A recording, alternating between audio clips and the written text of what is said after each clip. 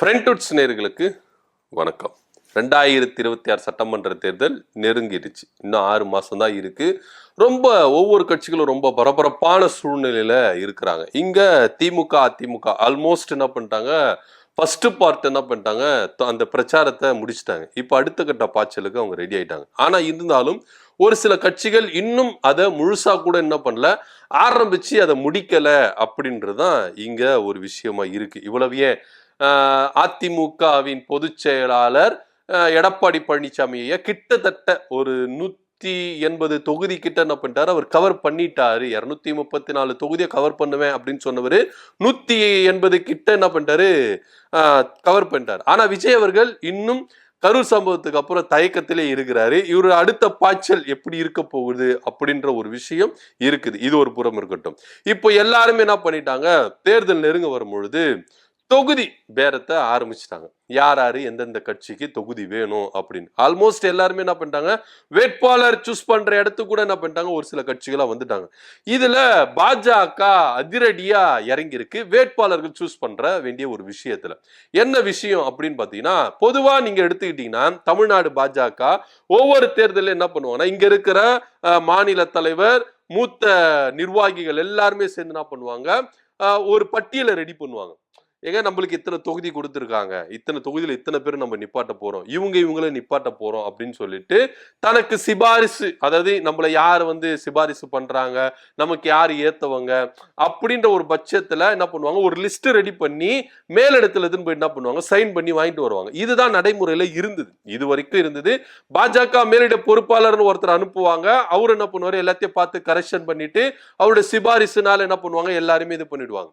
இப்போ அமித்ஷா அவர்கள் 2024 நாடாளுமன்ற தேர்தலில் ஒரு குளறுபடியை கண்டுபிடிச்சிருக்கிறார்.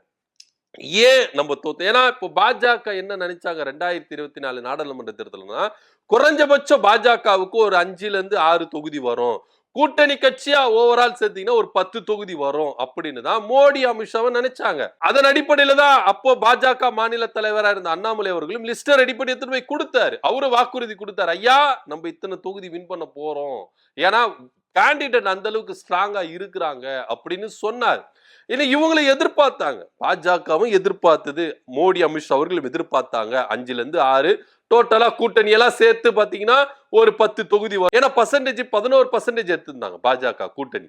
சோ அப்படி இருக்கும்போது அவங்களுடைய கணக்குகள் எல்லாம் மாறாம தான் இருந்து எங்க குளறுபடி நடந்தது அப்படின்னு யோசிச்சா, வேட்பாளர்கள் பட்டியல்ல ஸ்ட்ராங்கான வேட்பாளர், தகுதியான வேட்பாளர்களை நிப்பாட்டி இருக்கிறாங்களா அப்படின்ற ஒரு குளறுபடி, அது ஒரு சிலரை தவிர்த்துட்டு மத்தவங்கள தகுதியா இருந்திருக்கிறாங்களா அப்படின்ற ஒரு கோணத்துலதான் அமித்ஷா அவர்கள் இந்த தடவை வேட்பாளர் சூஸ் பண்றதுல நான் இருக்கேன், முழுக்க என் நேரடி பார்வையில தான் வேட்பாளர் சூஸ் நடக்கும் அப்படின்னு படார்னு ஒரு போடு போட்டாரு.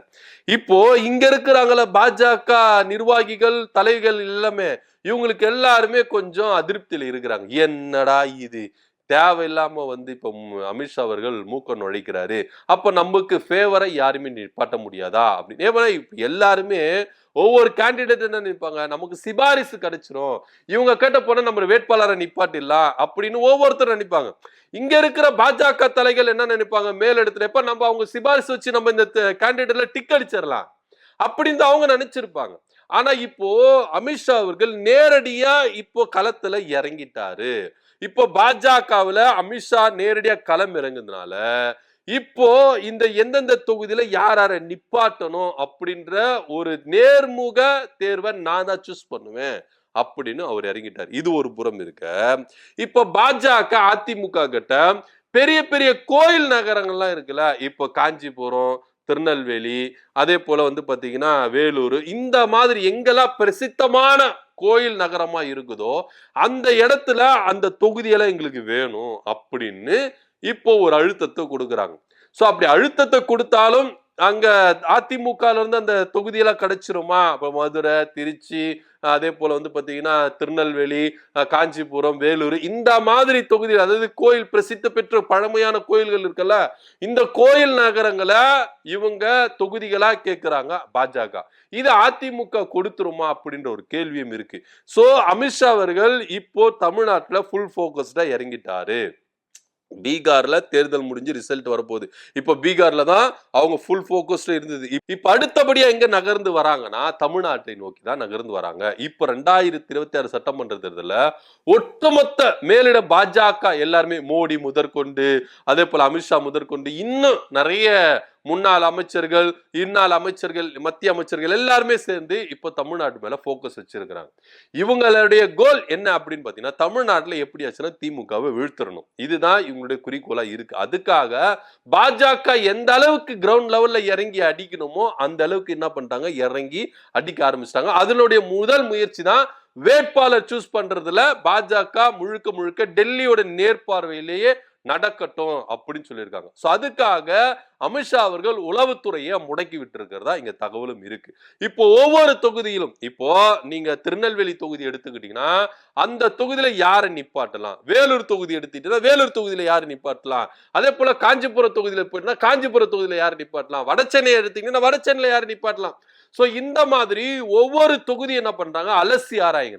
இந்த ஆளு தகுதியான ஆளு, இவரை நிப்பாட்டினா பாஜக வின் பண்ணிடும் அப்படின்னு ஏ டு Z எல்லா டீடைலையும் அமித்ஷா டேபிளுக்கு போகணும் அப்படின்ற ஒரு ரேஞ்சில தான் அமித்ஷா அவர்கள் என்ன பண்றாரு, இப்போ உளவுத்துறையை முடக்கி விட்டு இருக்காரு தமிழ்நாட்டுக்குள்ள. சோ இதனால இங்க இருக்கிற பாஜக தலைகள் அப்ப எல்லாமே போயிடுச்சா, நம்ம யாரெல்லாம் நிப்பாட்டணும் அப்படின்னு நினைச்சோமோ அவங்களால நிப்பாட்ட முடியாதா, நம்ம சிபாரிசு எல்லாம் வேஸ்டா போயிருச்சா அப்படின்னு ஒவ்வொருத்தரும் புலம்ப ஆரம்பிச்சிருக்காங்க. இது உண்மையிலேயே இப்படி நடந்தா ஒரு விதத்துல நல்லாதான் இருக்கும். ஏன்னா இங்க தகுதியானவர்கள் இங்க பாஜக சார்பா நிக்க முடியல. கடந்த தேர்தலும் சரி, இதுக்கு முன்னாடி தேர்தலும் சரி, காசு யாரு கொடுக்குறாங்களோ அவங்களுக்கு தான்ப்பா சீட்டு. தகுதியா கட்சிக்காக உழைச்சி கட்சி கொள்கையிலே நின்று தகுதியான வாய்ந்தவர்களுக்கு இங்க சீட்டு கொடுக்குறாங்களா, சீட்டு கொடுக்க மாட்டாங்க. அதனால அமித்ஷா எடுத்த முடிவு நல்ல முடிவு. தகுதி யாருக்கோ அவங்களுக்கு கொடுங்க. பணம் இருக்குது இல்ல அது அப்பாற்பட்ட விஷயம், செலவு பண்ண முடியல அது அப்பாற்பட்ட விஷயம்.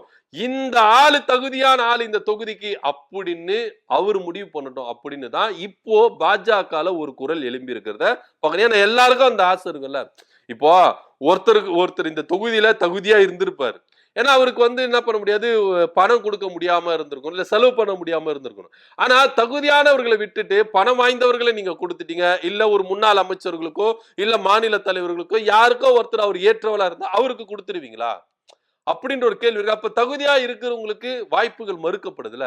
ஏன்னா நீங்க ஒவ்வொரு தேர்தலுக்கும் பாஜக கட்சியில இருந்து நிதி கொடுப்பாங்க.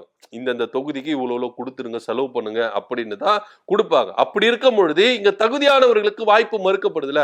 சோ இந்த விவகாரத்துல அமித்ஷா எடுத்த முடிவு சரியானது அப்படின்னு பாஜக இருந்து ஒரு சிலர் என்ன பண்றாங்க, குரல் கொடுக்குறாங்க. அவர் வரவேற்கிறாங்கப்பா, இது நிச்சயமா வரவேற்கிறோம். ஏன்னா பாஜக அமித்ஷா அவர்கள் வேட்பாளர் நேர்முக தேர்வு நேரடியா அவர் கண் பார்வையிலே எடுத்துட்டு வரத நாங்க வரவேற்கிறோம். ஏன்னா அப்பதான் தகுதியானவங்க இங்க நிப்பாட்ட முடியும் அப்படின்ற ஒரு விஷயத்தையும் இங்க முன்வைக்க வேண்டியதா இருக்குது அப்படின்றது பார்க்கணும். ஆக மொத்த பாஜகவுல, தமிழ்நாட்டு பாஜகவுல ஒரு அதிரடி காத்துட்டு இருக்கு. அமித்ஷா அவர்கள் இறங்கி அடிக்க ஆரம்பிச்சிட்டாரு. அதனால கொஞ்சம் பாஜகவின் தலைகள் எல்லாம் கொஞ்சம் உருளும் அப்படின்னு தான் இங்க பார்க்கப்படுது. என்ன நடக்குது அப்படின்ற பொறுத்து பார்க்கலாம். தமிழ்நாடு பாஜகவுல வேட்பாளர்களை நான் தாப்பா சூஸ் பண்ணுவேன், என் கண் பார்வையில தான் இருக்கு, தகுதியானவர்களுக்கு சீட்டு கொடுப்பேன் அப்படின்னு அமித்ஷா அவர்கள் சொன்னதா ஒரு தகவல் இருக்குது. இத நினைச்சு பாஜகவில் இருக்கிற பெருந்தலைகள் கொஞ்சம் பீதி அடைஞ்சிருக்கிறதா தகவல் வந்திருக்கு. இதை பத்தியோட கருத்து என்ன அப்படின்னு கீழே கமெண்ட் பண்ணுங்க.